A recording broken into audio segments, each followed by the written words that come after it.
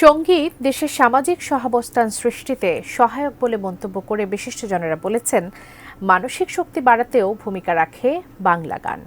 মঙ্গলবার সন্ধ্যায় ঢাকা বিশ্ববিদ্যালয় টিএসসিতে বাংলা সঙ্গীত উৎসব ও সেমিনার 2024 অনুষ্ঠানে কথা বলেন তারা। এ সময় ঢাকা বিশ্ববিদ্যালয়ের সঙ্গীত বিভাগের অধ্যাপক ডক্টর লীনা তাপসী খান, কবি নজরুল ইনস্টিটিউটের নির্বাহী পরিচালক লতিফুল ইসলাম শিবলি ও অর্থ মন্ত্রণালয় উপসচিব মোহাম্মদ জিহাদ উদ্দিন বক্তব্য দেন। এছাড়া এসটিএস ফাউন্ডেশন ইউএসএ এর চেয়ারম্যান সৈয়দ টিপু সুলতান, ঢাকা বিশ্ববিদ্যালয়ের সঙ্গীত বিভাগের চেয়ারম্যান ডক্টর প্রিয়াঙ্কা গোপ সহ বিশিষ্টজনেরা উপস্থিত ছিলেন।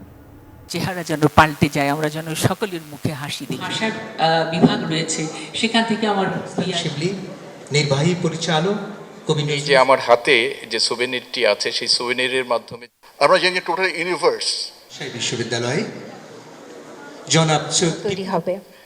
এরপর সামাজিক বন্ধন 5টি জার্নাল 6টি মার্চে বেরোবে।